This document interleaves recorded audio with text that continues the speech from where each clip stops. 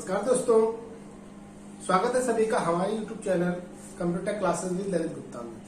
आज का टॉपिक जो है वो नंबर सिस्टम है। नंबर सिस्टम को नाम तंत्र भी कह सकते हैं, ये नंबर सिस्टम को आप जो है अंक प्रणाली भी कह सकते हैं। नंबर सिस्टम क्या होता है और इसको यहाँ पर क्या प्रयोग है, ये दोनों के विषय में बात करेंगे। तो सबसे पहले हम समझ लेते हैं कि नंबर सिस्टम होता क्या है। द नंबर सिस्टम और numeral number system in the system और नेम ऑफ नेमिंग और रिप्रेजेंटिंग नंबर्स। नंबर सिस्टम कहिए या न्यूमरल नंबर कहिए, दोनों बात एक ही है। नंबर सिस्टम या न्यूमरल नंबर सिस्टम एक सिस्टम है, तरीका है नेम देने का या उसे रिप्रेजेंट करने का, नंबरों को रिप्रेजेंट करने का या उनको नाम देने का एक तरीका है जिसको नंबर सिस्टम कहा जाता है। विभिन्न प्रकार के नंबर सिस्टम्स हैं यहाँ पर।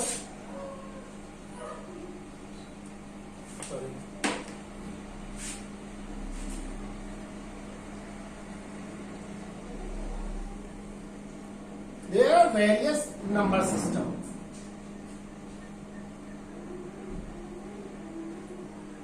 Various type of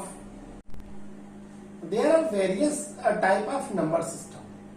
विभिन्न प्रकार के नंबर सिस्टम हैं यहाँ पर। जिन नंबर सिस्टम की बात करेंगे हम, जिसमें सबसे पहले हम बात करेंगे डेसिमल नंबर सिस्टम की।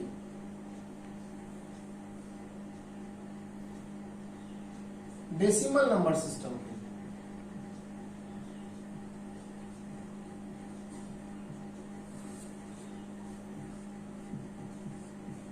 डेसिमल का मतलब होता है दशमलव अंक प्रणाली। दशमलव अंक प्रणाली का मतलब इसमें जो अंक होते हैं वो हमारे जो रियल नंबर होते हैं 1, 2, 3, 4, 5, 6, 7, 8 और 9। ये दशमलव का मतलब 10। एक कॉमन सेंस की बात है, समझने की कोशिश करें अगर। यहाँ पर दशमलव का मतलब 10, इसमें अंक कितने हो गए? 10। इसका जो आधार है, जो बेस है, आधार है वो 10 है। दशमलव अंक प्रणाली में हमारे नंबर होंगे 0 to 9 और इसका आधार होगा 10। आपको किसी नंबर को रिप्रेजेंट करना है अगर डेसिमल में, तो हम उसको इस तरह से लिख सकते हैं। इसका बेस 10 होगा। कोई भी नंबर हो, अगर यहाँ पर बेस 10 लिखा हुआ है तो आप समझ जाइएगा कि वो डेसिमल नंबर सिस्टम है। नंबर सेकेंड बात करेंगे तो वो है हमारा binary number system. Binary number system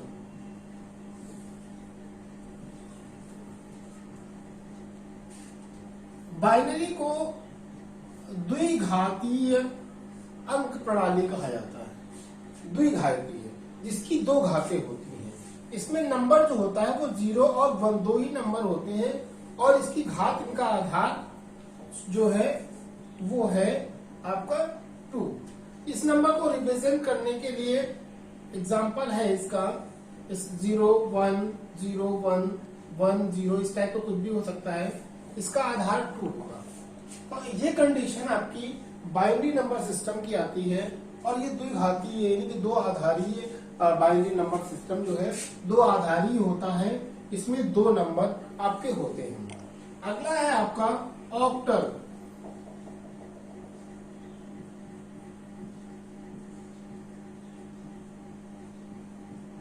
octal number system. Oct का मतलब 8 होता है। जो इंटर के साइंस साइड ग्रुप के विद्यार्थी हैं और जो केमिस्ट्री पढ़ते हैं उनको पता होगा ऑक्ट का मतलब 8 होता है। अगर नहीं पता है, जिनके लिए जो आर्ट साइड, कॉमर्स साइड के लिए, उनको हम याद करने का तरीका बता देते हैं। ऑक्टोपस सभी को मालूम होगा। ऑक्टोपस की कितनी आर्म्स होती हैं, कितनी भुजाएं होती हैं? 8 भुजाएं होती हैं। तो समझ लीजिए इसमें अंक कितने होते हैं? 8 होते हैं। कौन कौन से अंक होते हैं? 0 होता है, 1, 2, 3, 4, 5, 6 और 7 नंबर और 0 को मिला करके मिला लीजिए तो 8 हो जाता है। इसका आधार जो है वो है आपका, बेस जो है इसका वो 8 है। और ऑक्टल नंबर सिस्टम का आधार कितना है? 8 है। इसको जब एग्जांपल इसका देखेंगे कैसे लिखते हैं, तो इसमें आपका 8 नंबर नहीं होना चाहिए। 4 2 7 ये नंबर ऑक्टल हो सकता है। तो अगर यहाँ पे 10 लिख दिया जाए तो ये आपका डेसिमल भी हो सकता है, कोई दिक्कत नहीं है, ठीक है। लेकिन जैसे ही 8 लिख दोगे, अगर यहाँ पर सपोज दैट हम एग्जांपल दें 942, तो ये ऑक्टल नहीं हो सकता, क्योंकि ये 9 नंबर यहाँ पर नहीं, ये आपका डेसिमल नंबर सिस्टम होगा, ऑक्टल नहीं हो सकता। सॉरी, ये राइट है। अगर हम यहाँ पे 8 लिख दें तो ये रॉन्ग हो जाएगा, ये गलत है। एक लास्ट आपका है, 4th नंबर है आपका, वो है आपका hexadecimal number system. Hexadecimal number system. अब देखिए, हेक्सा का मतलब होता है 6 और डेसिमल का मतलब होता है 10, ठीक है। जिनको नहीं पता है नाम तंत्र के विषय में, वो ज्यादा दिमाग लगाने की आवश्यकता नहीं है। डेसिमल हम आप पढ़ा चुके हैं, और हेक्सा का मतलब 6 समझ ले। वो हेक्सा का मतलब 6 और डेसिमल का मतलब 10, यानी इसमें अंक कितने होने वाले हैं? इसमें अंक होने वाले हैं 16। तो आप लोगों को पता है कि 0 to 9 तो होता ही है आपका, 0 to 9 होता है, लेकिन 9 के आगे कोई भी नंबर नहीं होता है, कोई भी नंबर नहीं होता है। तो उसके लिए यहाँ पर अल्फाबेट का प्रयोग किया जाता है, ये अल्फाबेट का प्रयोग यहां तक करते हैं। और यहाँ पर इसके मान की भी बात कर लें, इसका जो मान होता है, तो यहाँ पर a का मान 10 होता है, यहाँ पे 10 होता है, इसका 11 होता है, इसका 12 होता है, इसका 13 होता है, इसका 14, इसका 15 और आपका जो है 0 मिला करके इसका आधार हो जाता है कितना? आधार हो जाता है आपका 16, आधार 16 हो जाता है। और इसका एग्जाम्पल जो है वो है आपका 9 4 2। ए अगर कर दो तो कोई बात नहीं, कर सकते हो। अगर ए नहीं भी करते हो, 4 2 7 कर दो और इसको भी 16 कर दोगे तब भी कोई बात नहीं, चल जाएगा आपका। तो ये दोस्तों आपके जो डेसिमल, बाइनरी, ऑक्टल और हेक्साडेसिमल नंबर सिस्टम है। तो बाइनरी का 10 आधार होता है, डेसिमल का 10 आधार होता है, बाइनरी का 2 होता है, और ऑक्टल का 8 होता है, और हेक्साडेसिमल का 16 होता है। इतना समझने की बात है। आगे अगर हम एक्सरसाइज की बात करें, यहाँ पर एक्सरसाइज करने की बात करें, तो हम इधर देख लेते हैं।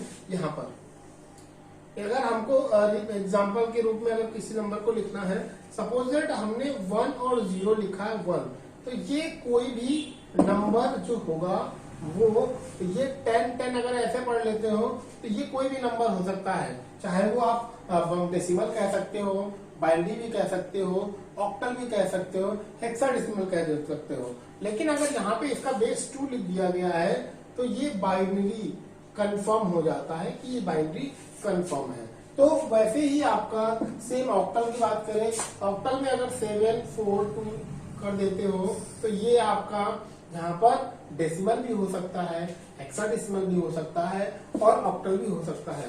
लेकिन ऑक्टल में अगर 8 यहाँ पे लिख दिया जाएगा तो ये ऑक्टल ही है। क्या है? ऑक्टल है। सेम उसी प्रकार से बाइनरी की बात करें, 9 4 2 अगर कर दें, यहाँ पे 9 4 2 हमने कर दिया, तो ये अगर आपका हेक्साडेसिमल भी हो सकता है, बाइनरी भी हो सकता है। लेकिन अगर इसमें यहाँ पे 10 बेस लगा हुआ है तो आप कंफर्म रूप से कह सकते हो कि नहीं, ये जो है डेसिमल नंबर सिस्टम है। और आपका हेक्साडेसिमल की बात करें, 4 2 A कर दीजिए, तो ये आपका ना ही तो ऑक्टल हो सकता है, ना ही बाइनरी हो सकता है, ना ही आपका डेसिमल हो सकता है, ना ही ऑक्टल हो सकता है, ना ही बाइनरी हो सकता है। ये कंफर्म रूप से आपका हेक्साडेसिमल नंबर सिस्टम है। ठीक है दोस्तों, बहुत ही इंपॉर्टेंट टॉपिक है, बहुत ही जो है मायने रखता है, और बहुत इजीली आप लोगों ने सीख लिया है। अभी हम इसके आगे जो टॉपिक है, इसका सेकंड पार्ट जो पढ़ाएंगे, उसमें बहुत ही इंटरेस्टिंग है। आपको जो है ये कन्वर्जन बताया जाएगा, आपको decimal to binary, binary decimal to octal, octal to decimal, और sorry decimal to hexadecimal, hexadecimal to decimal, ये बताने वाले हैं। तो आप लोगों को जो है हमारे साथ जुड़े रहना है, और हमारी जो वीडियो आ रहे हैं उनको देखते रहना लगातार। और काफी अच्छे तरीके से हम लोग कंप्यूटर के नॉलेज को गेन करेंगे। ऐसा किसी प्रकार का कोई बर्डन नहीं है, बहुत ही टाइटली बहुत ही छोटे छोटे वीडियो हम लोग बना रहे हैं 10-10 मिनट के। आप लोग देखिए उनको पूरा, और इस वीडियो में अगर कोई दिक्कत आई हो, अगर कोई समस्या आ रही हो तो आप प्लीज हमें बताइए। और हमने जो बात करी थी कि हम आपको हर जो है उसमें टॉपिक में आपको 2 क्वेश्चन देंगे, तो वो क्वेश्चन की बारी आ गई है। अब 2 क्वेश्चन आपको देने हैं। तो सबसे पहला क्वेश्चन है कि फर्स्ट जनरेशन का टेक्नोलॉजी क्या थी। फर्स्ट जनरेशन की टेक्नोलॉजी क्या थी, पहला क्वेश्चन है आपका ये। और सेकंड क्वेश्चन आपका जो है वो आपको बताना है कि फोर्थ जनरेशन का टाइम पीरियड क्या था। फोर्थ जनरेशन का टाइम पीरियड क्या था। 2 क्वेश्चंस के आंसर आपको कमेंट बॉक्स में देने हैं कि फर्स्ट जनरेशन का टेक्नोलॉजी क्या थी और फोर्थ जनरेशन का टाइम पीरियड क्या था। ये आपके पिछले वीडियो का पिछले वीडियो के क्वेश्चंस हैं। आप लोग पिछले वाले वीडियो के क्वेश्चंस के आंसर इस कमेंट बॉक्स में दे सकते हो। तो ठीक है, आप आशा करते हैं आप लोगों को समझ में आया होगा। वीडियो पूरा देखिए, लाइक करिए, सब्सक्राइब करिए और कमेंट करिए। ठीक है, धन्यवाद।